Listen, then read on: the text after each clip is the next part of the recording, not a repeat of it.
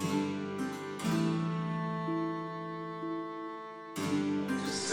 was up on Thursday night doing the Grown Ice lecture, so quite a few here were listening to that. So you're probably really bored of my voice by now, so maybe we should ask Alison tomorrow.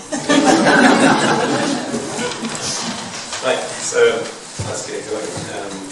So in terms of the medieval period, what we're talking about is a really transformative period when we get the first kingdoms being mentioned in the early sources.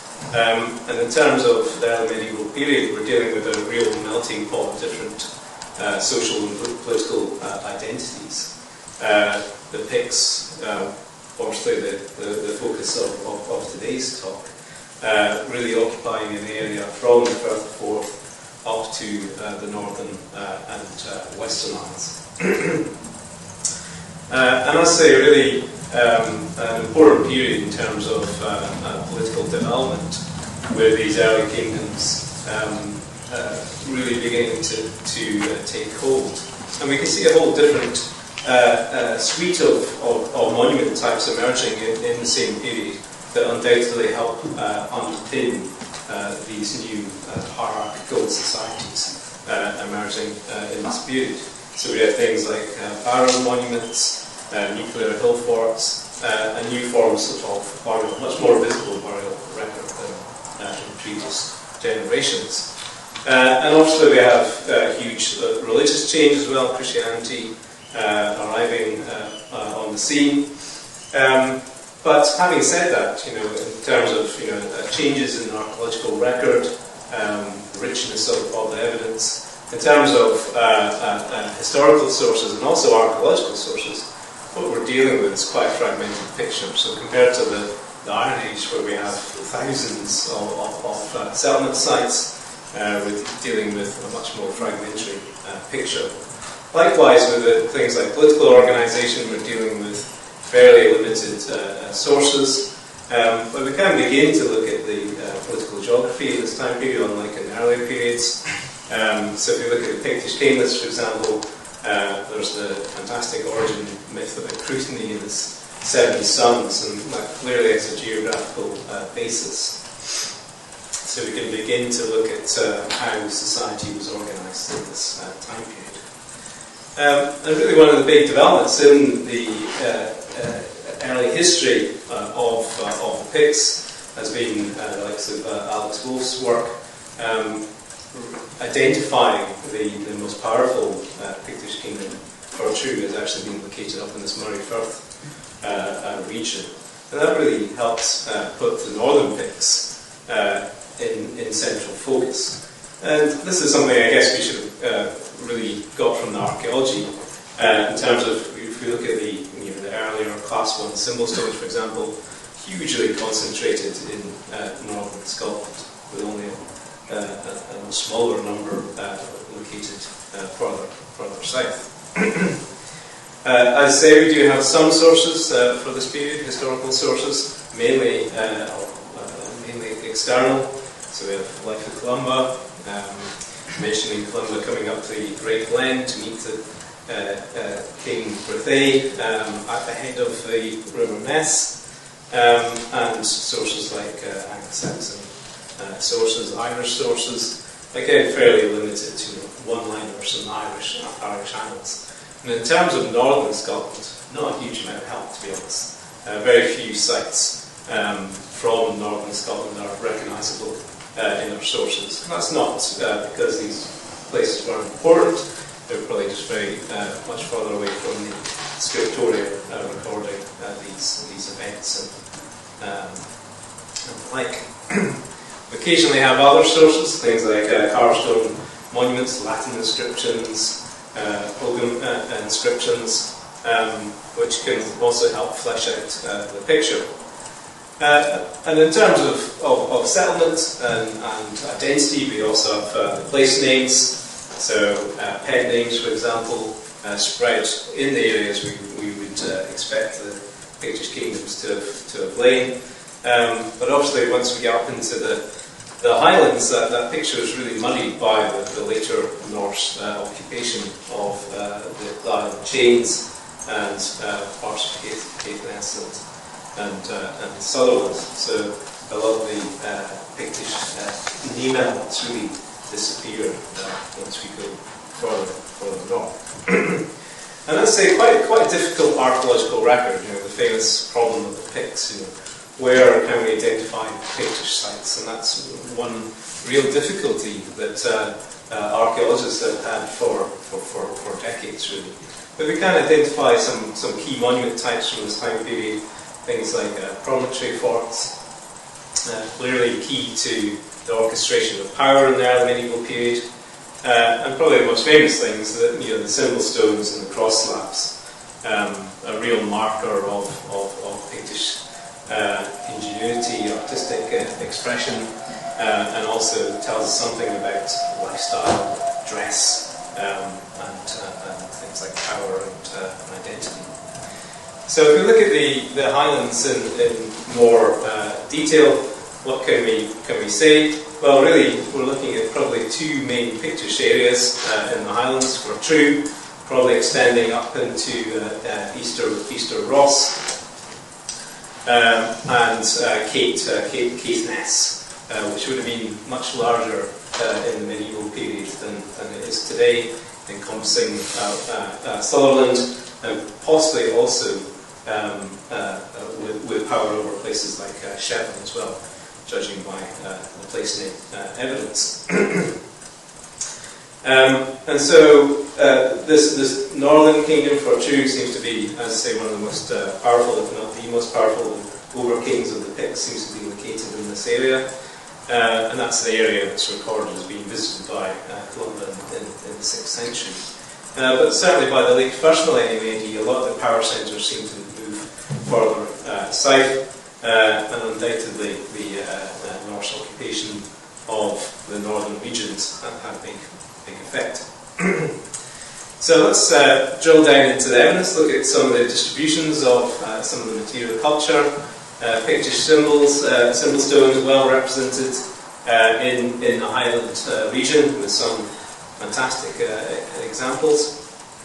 Power centres, a bit more thin on the ground, but there's been some fantastic recent work by UC Archaeology and Matt Ritchie of the Forestry Commission looking at Craig Fadrig. I'm sure you're all very aware of this fantastic hill fort on the edges of the city with Iron Age phases and oblong fort, but also clearly high status medieval reoccupation. So we have things like e-ware pottery coming from the continent, moulds for hanging bowls, and other high status metalwork. And recently, some work in response to some storm damage has really illuminated the picture further. So things like e-ware would be 7th century in date, but the recent work, thanks to Peter Rama and the OC for sharing these slides, has really shown an earlier phase of Pictish occupation for contemporary with the accounts of Columba visiting King Berthay in his fort at the head of the River Ness. So very likely candidate is Craig Fadrig. So back to Craig Fadrig, clearly a phase of creating new defences on the site, a palisade dug into the Iron Age remains with 5th, 6th century dates for that palisade. Really exciting development. In terms of other power centres, I strongly suspect there was one down in Inverness, what is now Inverness itself today, a lowland power centre. So we've got these fantastic bull carvings found within the modern limits of the city. Very different location to Craig Fadrig. Much more like some of the lowland Pictish power centres beginning to now appear, sites like Bryony in Aberdeenshire. And very interesting connections here with Burghead as well in terms of the imagery of these stones. And then one of the amazing things about archaeology of the Highlands is that we actually have some settlement sites from this time period, or we presume we do. So really, in terms of settlements in mainland Scotland from the Pictish period, we can count the number of structures on one hand, really, with the exception of places like Caithness, where we have these fantastic wag sites, these sub-rectangular structures that are clearly kind of post-rock, post-monumental roundhouse phase of occupation. But dug largely, or almost exclusively, in the pre-radiocarbon age, and really the time now is, I think, to begin to get a proper chronology for these big settlement changes that are happening, that move to rectangular architecture. When does that take place? And really, places like Wagforce can be really central for that. The early church, big developments happening in this time period. Obviously, the famous excavations at Port Mahomet has really set the scene, set the agenda for early Christian studies, and will do so for the next few decades. So here a combination of aerial photography and responding to the sculptural evidence, really helping identify important early church sites. So Port Mahomet, I'm sure you're all aware, fantastic cemetery assemblage, charting the development of the site through time. Incredible evidence for what was going on inside these monastic valens in terms of roadways, structures, the production of sculpture, and also buildings. Again, some of the very few building ground plans we have from this time period has been greatly strengthened by the identification of these bag-shaped buildings at Port Mahomet, which are now beginning to turn at sites like Rhynie and Burghead as well. So really helping us understand these architectural changes that are happening in this time period. Final metalworking, lots of production evidence from Port Mahomet, and making books, so all the evidence for making manuscripts from Port Mahomet, again, an incredible resource for understanding the power and development of these monastic sites. But undoubtedly, Port Mahomet is just really scratching the surface in terms of our evidence for the early church in this time period. So if we look at the distribution of the major cross slabs across the Highlands, we can identify many other examples of sites that are likely to be important early church sites. So here's just a quick trawl of the amazing resources on Canmore. Fantastic cross slabs from Caithness, Skinnet, Ulster, Array, and Sutherland to Farr, Clonkerton, Collyburn, Lochbeg, and Gosfee. And then a whole series of other famous monuments, Stilton Cadwell, Shamrock, Nathan from the Tarbert Peninsula. So really beginning to understand these networks of the early church and how these sites all interrelate will be a really crucial stage, I think, going forward with studies in the early church in this time period. And also other monuments we can look to, things like these recumbent grave slabs as well, with David imagery on them. But in terms of looking at other likely major centres, then we can really highlight a few here that would really repay further investigation. Things like aerial photography, geophysical survey. So for example, we can look at sites that are likely to be really key in terms of the organisation of the church. So Rosemarkie, often the highlighted example, likely to be the bishopric of Fortrue. So it's actually one of the few sites that's probably alluded to or referenced in the early sources, with bishops of Fortrue referenced in the Annals of Ulster and the like, and very likely that they were located at Rosemarkie, with the nearby place name Fortrose being very illuminating in terms of Simon Taylor arguing that this is relating to the kingdom of Fortrue, the headland of Fortrue. But we can also look at other sites. If we go up to Caith Ness, the earliest documented bishopric is at Falkirk. Doesn't always help us because these bishoprics move all over the place, or are kind of polyfocal centres. But if we look at the archaeology from Falkirk, just to the north of the village today, is a fantastic early chapel site. It's skinned with one of the most impressive cross slabs, other carved stone monuments, and things like a font as well.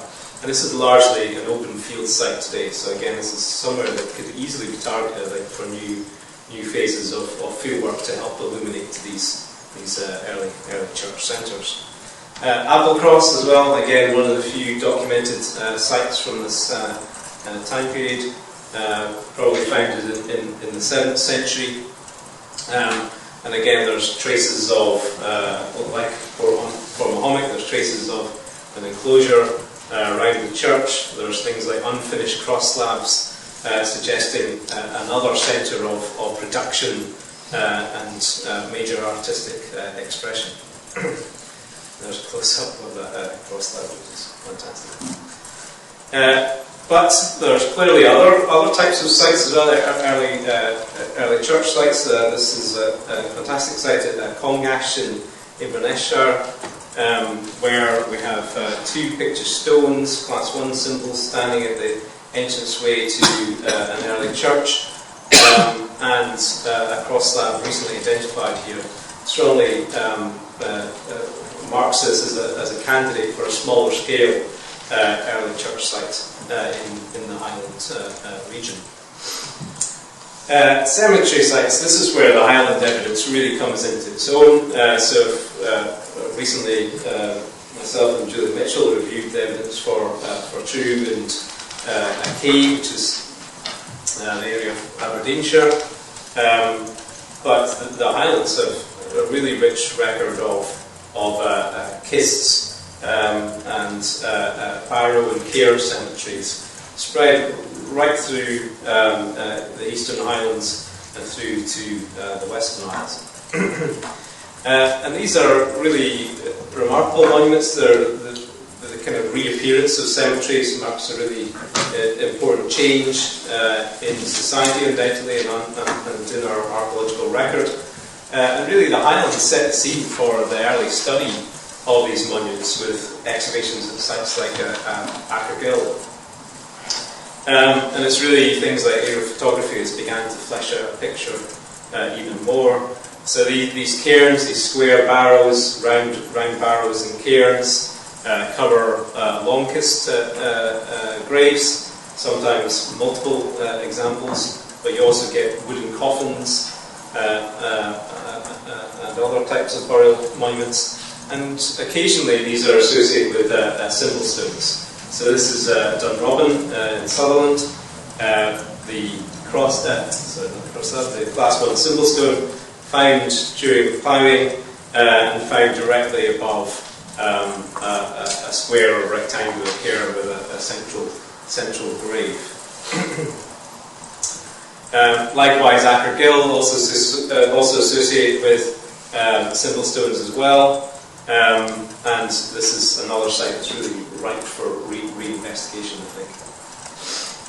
But a whole series of these cemetery sites, some of which you will have worked on yourselves, Garbeg, a fantastic series of upstanding cairns. There's very few regions, or almost no region in Scotland where you can actually go and visit these Pictish cemeteries actually on the ground. Again, the Highland evidence is really rich. And as many of our speakers today have highlighted, it's really pays to revisit some of the early excavations of these sites.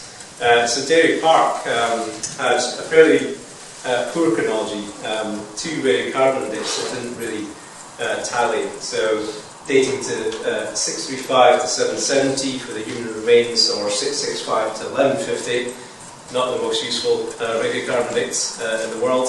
but with help from Alison Sheridan, the National Museum, and Julie Mitchell, my PhD student, organised for the redating of this. And we now have a high precision date of 575 to 625 for the burial at the centre of Dairy Park. And that date makes much more sense of the type of monument we're dealing with. These square cairns are almost exclusively dated to the 5th to the 7th centuries AD, so this now fits that chronology much better, and I think it's very likely that the Symposium is indeed associated with this site. Taradale, very excited to see what the Taradale Through Time project is going to uncover with the cemetery here at Taradale. It's one of the largest known from northern Scotland, Crockmark site in this case. So the preservation is not going to be as good, but some really exciting results hopefully to come from that site. And then what we've been doing as part of our Northern Picts project is been revisiting the sites of Symbol-stones to try and understand more about the landscape context. So our work at places like Rhynie in Aberdeenshire and Burkhead has been very much of that model. So when we were up, I was up to do the Grome House lecture. We took a couple of days to survey around about Balblair. Balblair is a fascinating site. You have a very unusual stone with a warrior or a figure of a human figure of some kind carrying a club or a sword. And he's one of only 4 of these stones. The other one at Rhynie, Newton and Colessie, and the new one at Perth carrying weaponry. So, and also another class 1 stone from the site. So we did some geophysical survey over some of the hottest weather I've ever experienced in Scotland. Oh my god. So, doesn't help when you get the palest archaeology team or the pastiest archaeology team in the UK. But these are the results. So, there's no pointer. I don't know. It's use the mouse. So the find spot of the Balblair stone is right here, and this is not very obvious because we've actually managed to filter this out because we filtered our whole grids. But I think we might have barrows next to where the Balblair stone was found, and that makes a lot of sense because Rhynie is also a cemetery site. Newton and Colessie is a barrow cemetery as well, so we think that they're in the funerary context. But just to the west of the other stone found at Balblair, we've got some pretty remarkable physical anomalies. Here, these double circular enclosures. What are these? Are these henges? Are these cell enclosures?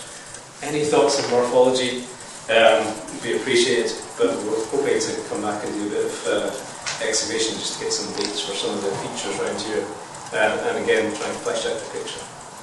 We've also done some basic photogrammetry of the Balblair stone, which looks like this today. You can't see a thing, but with photogrammetry you can bring out the carvings. This is a really crap model that I did last night, but you can see that using these techniques we can begin to pull out the carving and begin to record these monuments in more detail. So, I think in terms of what are our research objectives for this period, well, there's lots we can mention, lots of things I haven't talked about. There's Markie Caves project, for example, producing remarkable results for early medieval cave occupation in the region.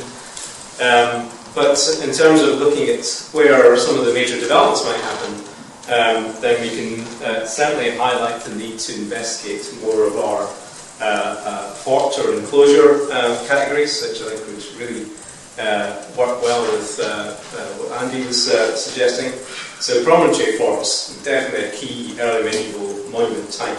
Lots of them recorded in the Highlands, almost none of them investigated in any way whatsoever. And you can produce remarkable evidence. This is the wall face that we recently identified at Burkhead with burnt planks and transverse beams in it. So I think really a programme of work that began to investigate these promontory enclosures in the Highlands would really pay off for both the Iron Age and early medieval, and probably earlier periods as well. Occupation of hill forts, again, very few of these investigated in the islands, particularly in recent years. And what's been particularly interesting, I think, about some of the recent work at places like Craigpatrick is just showing how late some of these are occupied.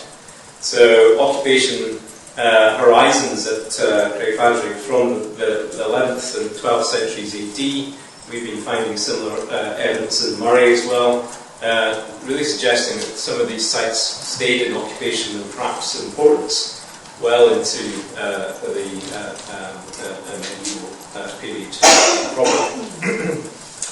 Dates on the major settlement transitions. As I say, the Caithness evidence is really exceptional for mainland Scotland, but the dating is very poor. So we're hoping to work with the Beef Heritage Trust and just try and reopen a few trenches at places like Wagga-Force and try and get some very basic radiocarbon dating to say, well, when do these sub-rectangular structures begin to appear in the archaeological record? What does that tell us about changes to household architecture and perhaps society? Understanding cemeteries, I think, is absolutely key. Ackergill is an amazing site, fairly badly treated in recent years, but again, there's potential here to revisit the archives in terms of redating some of the human remains. And Andy, we've been talking about geophysing this site for a while. Maybe we should go and do it. And also, the obvious kind of major legacy of the pits are their carved stone monuments. And I think there's real potential here again to look at more about the landscape context and find spots of these stones. So Dr. McGale, there has been some development work around about here, but things like large-scale geophysical survey I think could really help us understand more. Other sites that are obvious targets, Golspie, a whole series of stones and kists found along the stretch of coastline. And that stretches all the way down to Little Ferry, where there's a very puzzling series of fragmented class 1 stones from this site. So, what do they represent and why are they so broken up compared to some of the other examples? And up by Contragwell as well, another nice little group, including ones that have the same symbol repeated between different stones, which is relatively unusual. And then finally, document the stones. Again, these are amazing resource. So many of these are in outdoor locations, not very well treated in some cases. But there's such easy techniques today for recording these stones in a very accurate method. So just as I came in the building this morning, I took the whole series of photographs with my really crap iPhone that I inherited from my dad, but enough about that. And pop this in some photogrammetry software, and you can see the carvings here. This is not a great model, this is just something, again, we did very quickly. But this is exactly the sort of thing that community groups, so-called amateur archaeologists can get involved in, and that would be an amazing resource, I think, if we could begin to record all the stones in the Highlands using photogrammetry, and I'm a bit of a Luddite technologically, but I could do this, so anyone can do this, so I think that would be a great legacy for Highland Scarp. Finally, looking at sites that may document the Norse transition, places like Ray up in Caithness, the Viking cemetery, but also clearly a very important picture centre with cross slabs and other monuments. I'm sure Cecily will say more about that tomorrow. If you want to find out more about the Picts, well, we have some amazing resources in the Highlands, the Inverness Museum, Groom House Museum, and our project works very closely with the Target Discovery Centre, and there's a whole series of booklets that we've produced, including Nick Evans' book, Historical Introductions of Northern Picts. So get yourself to the Target Discovery Centre, pick up those booklets, and get ready. Okay, thank you very much.